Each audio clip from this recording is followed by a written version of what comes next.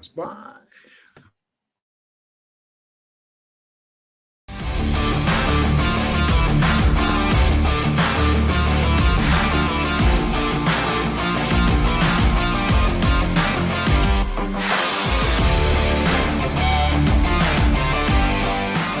He challenged me. He said, you should meet 2 or 3 people every day. We're talking about how to level up on LinkedIn and engagement, being the go-giver, the idea that being open to opportunity. We're all deal with challenges, but how do you overcome that? Master Connector with Steve Spiro and Cameron Toth is live on air.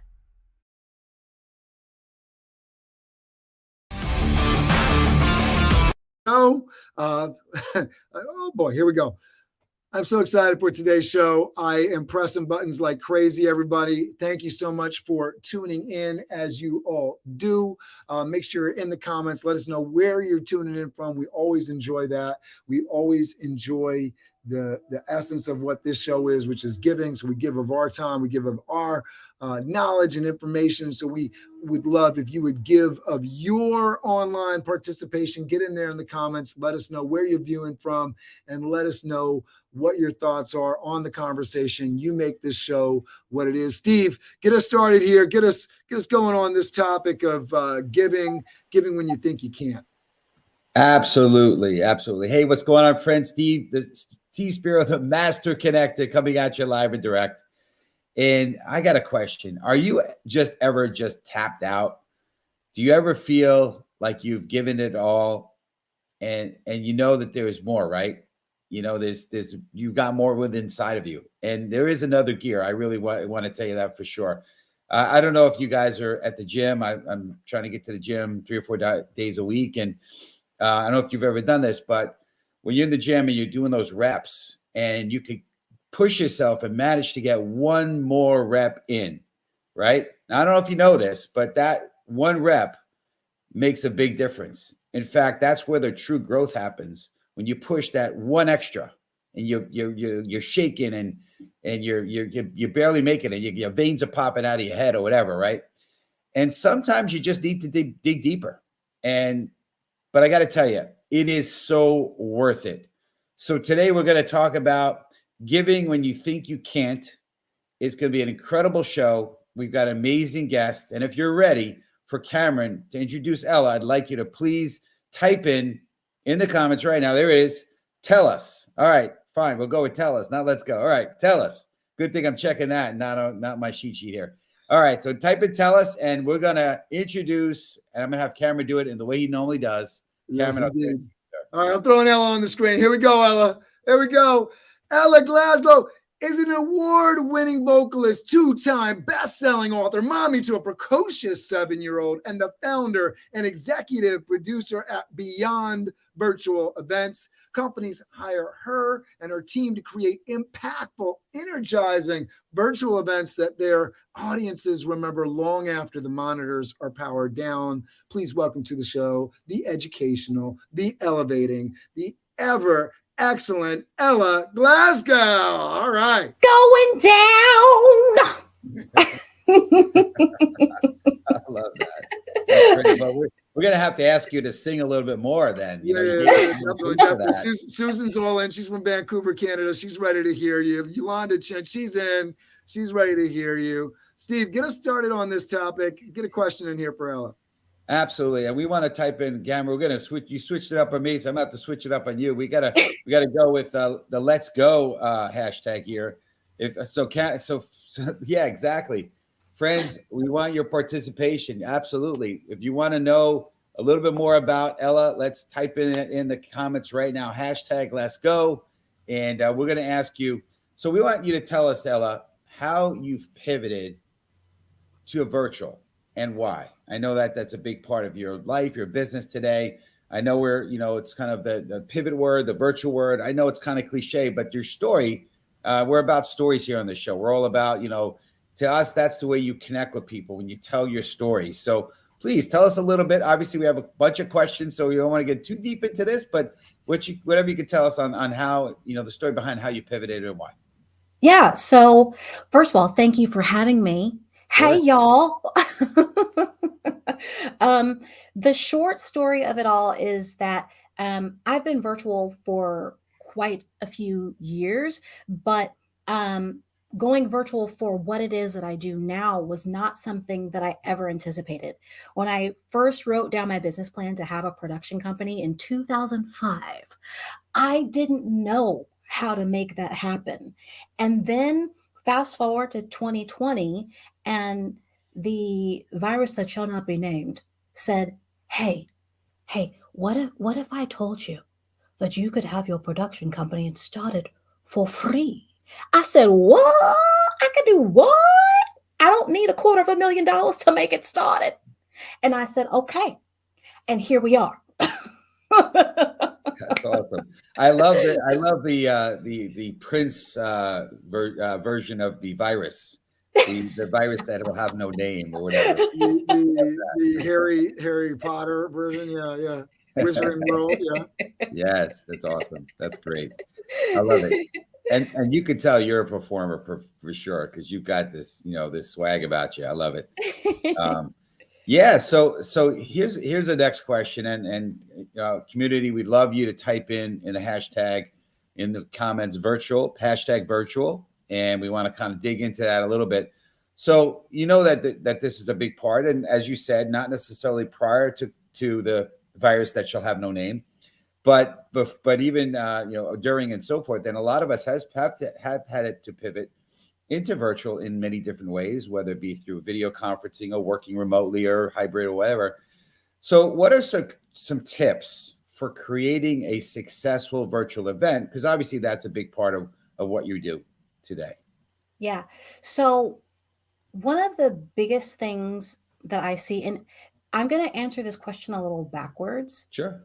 in saying, don't forget virtual, not because it's my job, but I was just having a conversation with a new acquaintance yesterday, and we were talking about the fact that everyone's excited that they can go back to in person, and have kind of thrown virtual under the bus, forgetting that there were people that couldn't get to your events before COVID, before 2020. 2020 was not the reason why people couldn't come to events. It was what opened up people's eyes to the fact that there are many people in the world, an audience that wants to see and be a part of your community.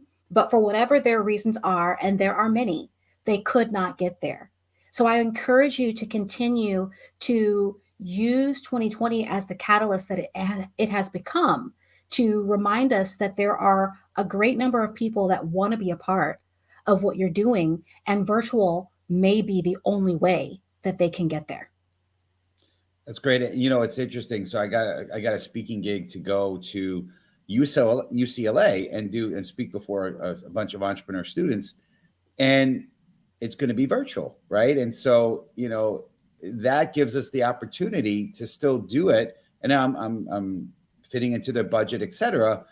But prior to that, I don't know. I probably wouldn't have been an option. I probably couldn't afford to have me, pay for me to fly out there and all that kind of stuff. So it gives you that option. I know we Cameron and I belong to a networking group, and that networking group made a decision, regardless of the name or not, the virus with no name or not, they were going to stay and remain virtual, because we agree it's a great way where you can connect with people, reach people that you might not have before. Now there's value to in-person community, and I honestly, in my case, I do prefer to be physically with people, but there are times where it's valuable, where you could kind of I'm not going to be able to have a coffee meeting with somebody in California living in the Northeast. It's just not doable. So it gives virtual gives us a lot of options to be able to accommodate. So I agree with you. I think it's earned its place. It should stay for where appropriate, and so I completely agree with that. For sure. Yeah. And then on the other side of that, you asked me for some tips, some things that I have seen happen far too often, and they're still being talked about. Really making sure that as you put your virtual event together, and the crazy thing is that these tips that I have are for both. They're for both in person and virtual. They run the same. when it comes to what I'm talking about now. Making sure that you really keep your audience in mind with the amount of things that you're putting in front of them. I know specifically, again, this person that I was talking with yesterday just gave me so much for today. But one of the complaints that she had was with people putting virtual events, specifically summits, together. And, there are always 1,000 people that are going to be speaking for this event. And you have 7 days and you can choose who you want to listen to, but choose amongst the 1,000 people to listen to and watch and hopefully make whatever it is that you're doing in your life better. And I would encourage you to consider not having 1,000 people and being a little more selective in who you're bringing to your stage, so that in an effort to be mindful and respectful of your audience's time, because there's only so much that any one of us can take in. Do we really need 1,000 people to be on the stage? Are all 1,000 people really going to be getting even what they need from that event? It goes both ways. If there are 1,000 of them and only 200 show up, well, somebody in that 1,000 is going to be real sad. Yeah, and I think that's a common piece. When you have too many options, then our overwhelming option is to opt out. Right. And I think that, when we talk about content is king, right? But the idea that, the biggest thing that a lot of companies and a lot of people can do for their audience is really being that vetting source, so that you're being that filter for them to say, hey, here's where the gold lies, right? And I know that I've definitely benefited from that, being in a sense where, there was only 2 people on the stage. I showed up for one, but it was one speaker for everybody. And so that next speaker, I really wasn't expecting too much, and I was really blown away. That's what the conference planners did for me in terms of giving me a gift, is exposing me with one option, not too many options where I'm here. This is where I got to choose to stay or not. And all right, I stayed, and oh, wow, this speaker that they set up for me, it was worth the time. It was better than the speaker I showed up for, right? So I think that's and it's a gift. It's a gift when that happens, because you're totally blown away by the knowledge nuggets and the entertainment factor, and you get to walk away from that experience and talk about it to others, which is always a beautiful thing. Exactly. It's great stuff. It's great stuff. So we want to kind of move into the meat of this particular topic, which is about giving and also receiving, right? So I want our community, please put in the comments right now, #give, and we're going to go ahead and get into the next topic, which you say, and this is how I believe you said this to us, right? There are more ways to give than money and time. Can you please expand on that, if you will? Yeah, there are more ways to give. My biggest thing being more ways to give than money, because a lot of times when people think of giving in general, the giving is a cash amount, a dollar amount, some monetary amount. And I was recently reminded about how giving of even not time, it was time for me to get the resources that I got for this person, but not having any money for them. This person had come to me. Actually, they didn't even come to me. They were just asking a question. It wasn't even, they were telling me about the fact that they were moving to a new state. And it just so happened that I had some resources, and she just kind of threw out there. She was like, oh, and I would love to be able to work for this particular company, and I would love to be able to do these things. And I was like, oh, that's amazing. I actually know some people that might know some people to be able to maybe get you in there. And I went and did a little bit of digging. And now I know that at this point, that happened to be in the summer of this year. At this point, she's working in that company. So she moved from Ohio to another state and now has the dream job that she'd always wanted, because I had the resources and it didn't require me to to give her any money of any kind. And sometimes we forget that if we just start digging a little deeper and asking the questions to get to the root of what somebody is really wanting, it may be something other than money that they need from you. I love stories like this, Ellen. I'll just throw this out there because, obviously we need our basic needs met, right? You got our hierarchy of needs, right? We need to have our food and our water and somebody taking care of us. But when we think about our careers and the things that we got going on, at the end of the day, the things that I feel most satisfied and the things I want to talk about the most, in terms of bringing happiness and everything, are stories like those where you're somehow responsible for somebody else's success. Not taking away, anything from them. And I think this is a hard line sometimes because some people take credit for, other people's success in the way of like, they are there because I, put them there. Not in that sense, but just the fact that you are the connector, that you set things up, right? I think that's such a beautiful and amazing thing. And I got a few stories like that in my past. And those are some of the things that I am most proud of, giving that little bit of advice that maybe got somebody over the hump. Didn't do any of them, I'm not doing their work for them. They got where they got because they're awesome. They're amazing, but you opened a door.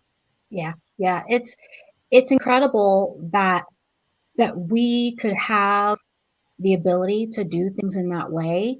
And even sometimes staying at the ready, there were times when I would keep in my car, just a little snack of some kind, or just a little, even maybe a little gift card, so that if there were times, and we know this happens quite often, you see the people on the side of the road that are just down on their luck and they're needing something.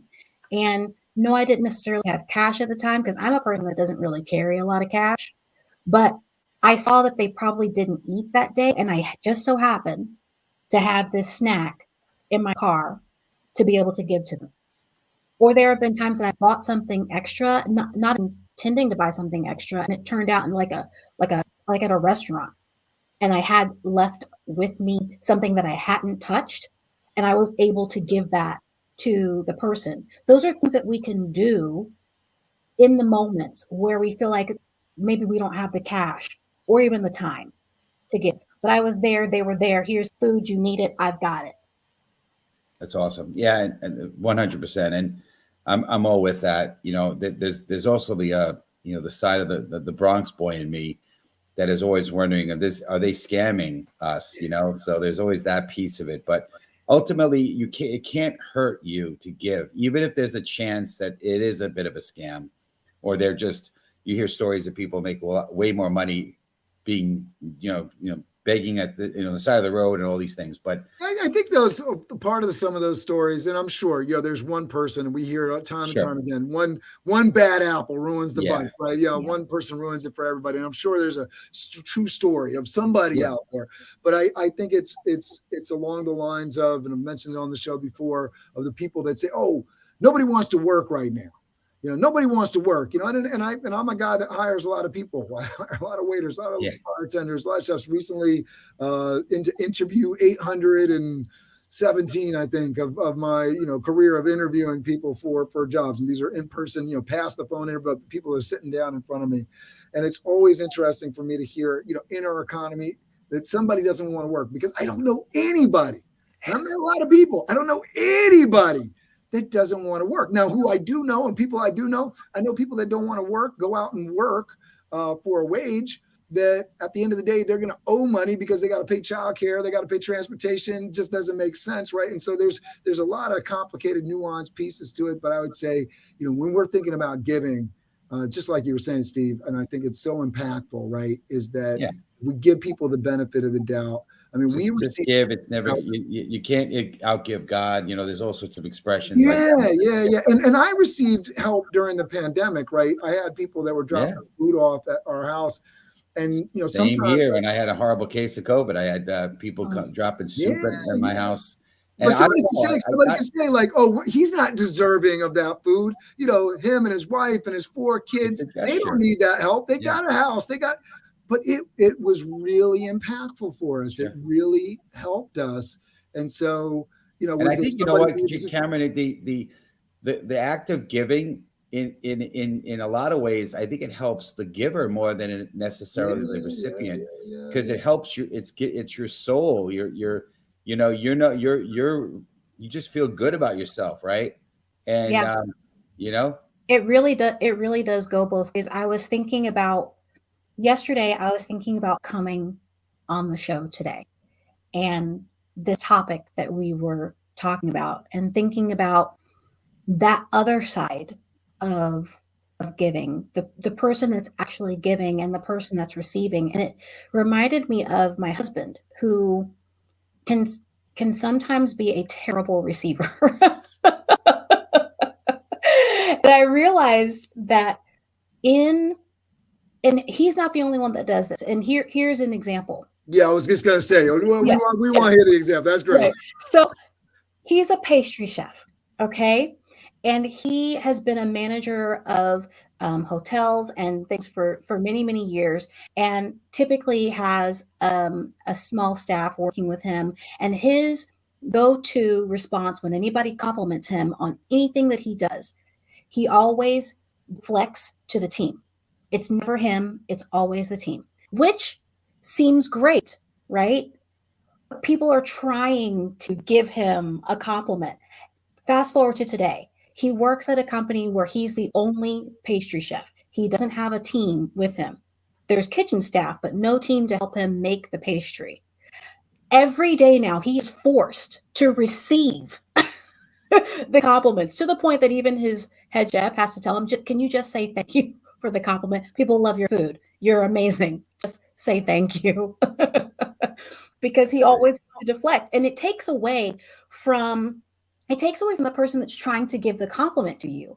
They want to feel good. They felt good about what you've done for them.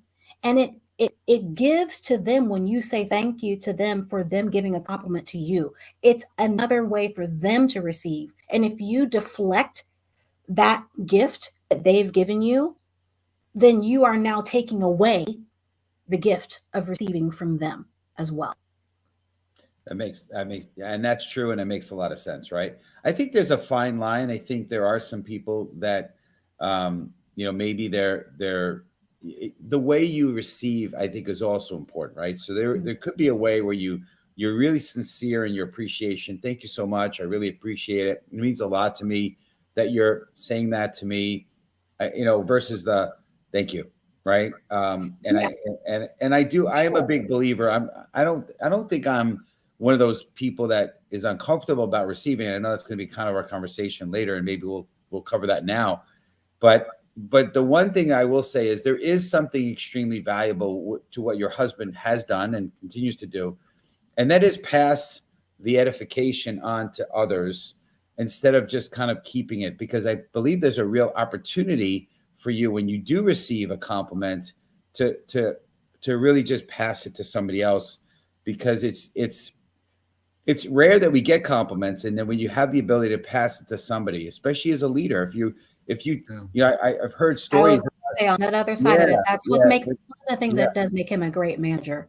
Yeah. Or, you hear people that win Emmys and Grammys and all that. You're in the entertainment world, and the ones that just, they thank, they appreciate it, but they talk about themselves, or the ones that say, and sincerely, not just because they have to check a list that say these are the people I have to thank, but they're sincere, appreciation to the other people on the team, knowing that it takes a village, right? It takes a community. It takes a production team to be able to produce a great whatever, right? So there's value to that too. So I want our community to know that I think yes, you should be able to receive it. Yeah. There's a balance. Both ways. Yeah. And for him, it was something that he needed to be able to learn how to do, because there was a self-esteem issue that he had with the pastries that he was creating.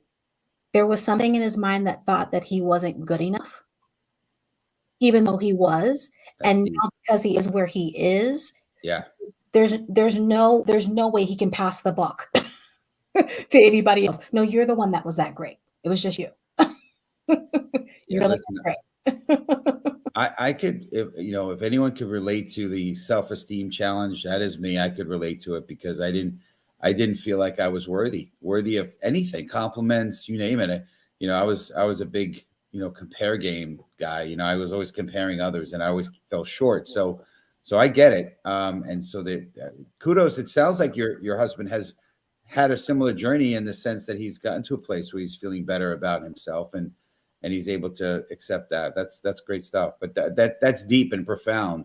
That the reason that sometimes people can't receive as gracefully or graciously, it's because of their self-worth, right? And I think we put a lot of limits, right? And I think one of those things, and we refer back to the go-giver all the time, and this show is so reminiscent, so on topic for us with the go-giver piece to it, the idea that you're open to receiving, and what does that mean? I know that was the big takeaway from the Go-Giver book, and the idea that you can be open to receiving. What does that mean? Are you open to receiving your wildest dreams coming true? If you win the lottery tomorrow, are you prepared to do something with that? Or are you, set in a limited mindset where you're saying, I can't? Are you saying I can, and I can receive? And if this comes my way, I can do this. I know for business, and I'm sure Ella can relate to this, but, as the success comes, as the clients come in, having that mindset, sometimes, and I know it's been that way for me, sometimes the greatest fear is if the clients actually do come through the door. Now I have to perform, and I have to execute, and I have to do that. So being open to receiving that, and people can hear it. When you guys were talking about the thank you speeches on stage, people can hear when people are truly grateful to the people around them, the people they're thanking. There's a whole nother body language, right? Versus, I just want to thank you to my mom and dad, and want to, thank God and appreciate you all, right? There's that sense that, there's a true grateful appreciation, and you can hear that, and clients can hear it when you're ready to receive, when you're ready for the ball. I mean, I'm coaching soccer right now. Do you really want to receive the ball? Right? The body language, it all says it. And I don't think we spend enough time teaching our children and teaching ourselves these skills of opening up. What is your body language saying right now? Your folks are coming to you, your team is coming to you, your manager's coming to you. What does your body language look like? Is it closed? Are you closed? Right? Are you closed to opportunity? Or are you open to receiving? And it's a big thing when I feel like you open your mind to that, man, a lot of things start coming your way. Yeah, it's very, very true. It's very, very true. And, to your point of being open to receive things, it's a learned process, because like you said, it's not something that we always teach our kids very well how to do, because at the forefront, I know for myself, for my husband, it's all about the giving. Like, we always teach how to give. You can give, but it's not often taught of how to actually receive in a graceful way. It's great stuff. Well, so I want to ask you, we're going to go off script a little bit here in terms of some of the things we had talked about. I want you to community type in the word push, PUSH, because we're talking about how do you give when you can't, when you feel like you can't, right? So there's a sense of we need to push ourselves. And so my question to you is, Ella, do you ever have to push yourself to give? And if so, how do you do it? Or what are the things that you're thinking about or doing to be able to push yourself to do it? Yeah. So I am thinking of a situation. I say situation. So what's the word? Something that's happening in my life right now. Okay. Person that I have been blessed to be the mentor of over the past X number of years. And there was a thought that came through my mind, the person reaches out to me when they need when they're ready to do whatever next thing they need to do. And as I've been pulling things together for myself and my business and figuring out what it is that I'm doing moving forward, I started to question, should I just keep giving to this person? Like, they're not a paid client. It's not a paid mentorship. It was a commitment that I made years ago after being at a college where I was helping with their business program. And I said, should I keep doing? Do I need to charge him money now? And I said, you know what? No, I'm going to continue to give to him regardless of what happens. Regardless, I'm going to continue to give to him as if he is still a paying client. Because the other question was, should I continue to read the things? Should I continue to do the things? So it was, in a sense, it was a push for myself because of my own integrity of what it was that I had set out to do with that particular person. And even though it's taken a few years to get to the point where he is right now, I'm still willing to go that however long the mile is with him. It's great. Yeah, I love that. And so one of the things that I've done to be able to push through areas that are probably hard for me to push is I created a life's mission statement that kind of steers. It's the North Star about what and who I'm about. And so one of the things that I do is I'm not trying, in my mind, equating dollars or compensation to the things I'm doing. It's just what I am called to do, what I'm supposed to do, what I'm destined to do. And that's the reason I do it. And I guess that's the way I'm pushing myself. Right. Mm-hmm. So that's how I've been able to get around that. It's because you're right. It can get very tough. Right. And, especially when it's a non-paying situation. Right. Right? Yeah. Cameron's coaching soccer. I don't think they're paying. Right. Like Cameron. I wish they were. Maybe one day if I can ever get to a winning position in terms of a season, that would be good. My first season, guys go coaching both my 5-year-old, which I don't. That's low maintenance because they have trainers there, and then I have my 11-year-olds team, 12U ASO soccer, and we're at this point. We've won 2 games out of 5, so not the most winningest career in coaching, but not the worst either, right? So hey, I was telling Cameron about a great movie that I got to watch. Now I watched it the other night too. You did? Yeah, I did. Grizzlies. It's called The Grizzlies. It's a great movie. It's about this native Canadian. Yeah, listen. The build up, Steve. The build up for this movie. Now, Ella, he's talking me through this movie, and we're talking about my kids. Right, 11-year-old playing in soccer in Westchester, New York. He puts me on to this movie, and the movie starts with somebody literally taking their life. Folks, reach out for help if you need it. Right, whenever we talk about suicide, I want to make sure people are reaching out. If you have trouble, reach out. There's the suicide hotline. Make sure you're reaching out to folks. But that's how the movie starts, and it's talking about a population in northern Canada that has like the worst suicide rate in the world. This is not where I thought I was going with this movie. What I'm hearing is that I won't be showing this to my 7-year-old. What I'm hearing, lesson to be learned. Watch it first. See if you what you think first.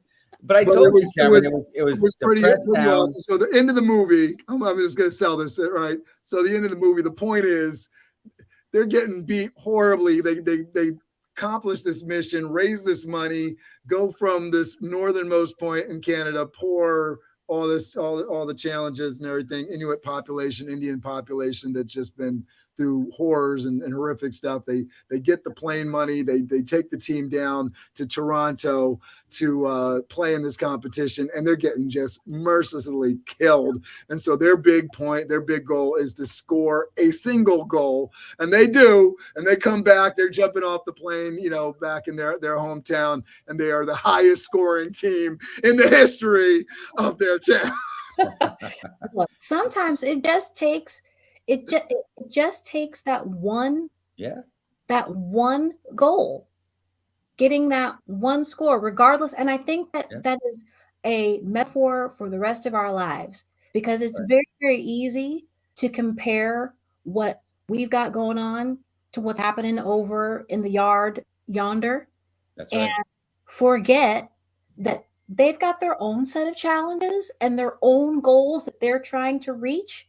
And we may never get to whatever it is that they're trying to do because we're not meant to. That's their jam. That's right. So That's right. focus on your jam. And it's so important. You talk about corporate, you talk about coaching 11-year-olds because everybody does it. You know, my kid's like comparing himself to Messi. I'm like, come on, dude. You know, like, you know, you gotta realize we gotta walk before we run. You know, their race is not our race. Always, always, always, always important. Yeah. We're all about always looking at the you know, the silver lining, what the good thing is. And listen, in that case, one point, the whole tournament was silver lining, right? But we want to keep this rolling, Ella. And we got one more question, and then we want you to close it out with this answer, how people could best reach you, because we're at the top of the half hour here. So we want our community to type in uncover, #uncover. And so question being, how do you uncover your own ways to give uniquely outside of the standard charities? This is a good question. I think I would like to hear your perspective on, and then, you know, close it out if you can. Yeah. So one of the ways that we uncover is to just look where you are. I mean, yes, you can give to the standard charities like you mentioned, but when you're sitting at the restaurant and you see a family, regardless of whether or not they look like they need help, sometimes it's nice to just secretly take that receipt and pay for it without them knowing. You don't have to tell them that you did it. You don't have to do any of that. You can just pay it and go and let the blessing be the blessing that it is. There are so many things that you can do. My husband and I, that's what we have done for military families. Whenever we've seen people in arms at restaurants that we're at, when we have the ability to do it, we will just ask the server, can you just bring us that receipt? Don't say anything. Don't tell. Just bring us the receipt. It's amazing. Awesome. It's awesome. Yeah. It's good stuff. We appreciate you. And speaking of, there it is. Speaking of gifts that keep on Talking giving. about giving, yeah. Ella has a free gift for you community that you should take advantage of. So please go to that website that Cameron so gracefully put that in there for us here. But this has been great. Ella, you've been amazing. And you know what? I love the fact that we ended with, you know, uncovering ways to give uniquely, because you know what? I think that's important. One thing I want everyone in our community to know is that you're a gift. I want you to believe and feel that when you enter a room, you are the gift to that room, and not a ego way. I don't mean in a bigger, I'm holier than thou kind of way, but you should feel that way. Feel good about yourself, because when your presence is a gift. And honestly, we appreciate you community being on here. You're a gift to us. Your presence being on the show is a gift to us. And so as you go out there and be the light, as we say, for the world, just know that you're, that one person that you're speaking to, that conversation, that message, whatever you're saying to them could be that one message. I've had many stories I've heard where, I heard, somebody say, hey, listen, I was thinking about taking my life. I know we're talking about that. And I know there's a hotline that Cameron spoke about that you can call if you're in that situation. But you could be somebody who reached out and they said, you know what, if it wasn't because you reached out, I was going to take my life. And so you can be that blessing, right? Yeah. There could be money and paying a bill. I love all that. And I've done that too, right? Pay somebody's toll and they're baffled, right? That back in the day when you can pay a toll, now it's Easy Pass, you can't do it, right? But it's just great. It's amazing. But just think that sometimes just you is enough. You can be that gift. So you never know what a smile can do, and those are free. Yeah, for sure.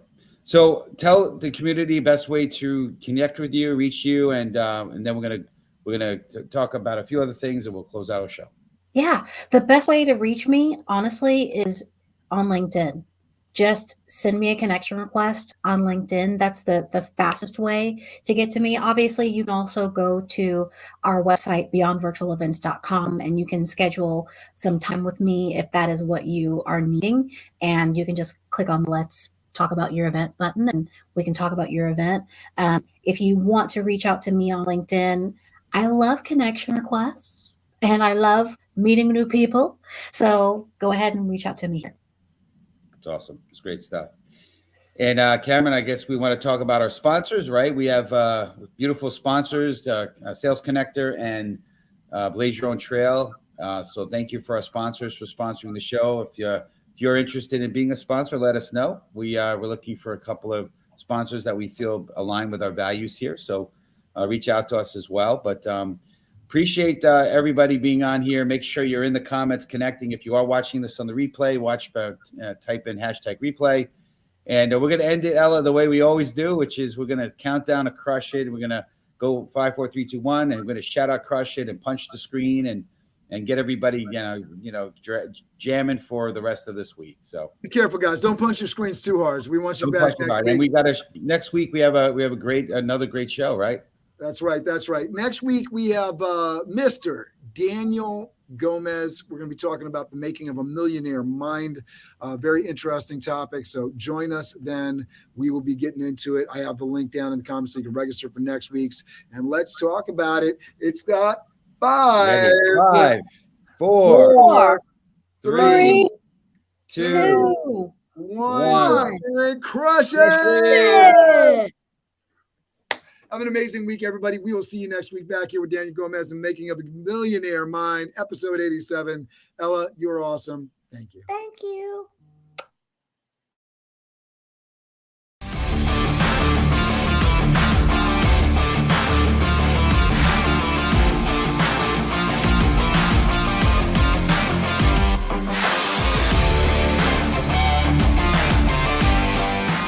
He challenged me. He said, you should meet 2 or 3 people every day. We're talking about how to level up on LinkedIn and engagement, being the go-giver, the idea that being open to opportunity. We're all dealing with challenges, but how do you overcome that? Master Connector with Steve Spiro and Cameron Toth is live on air.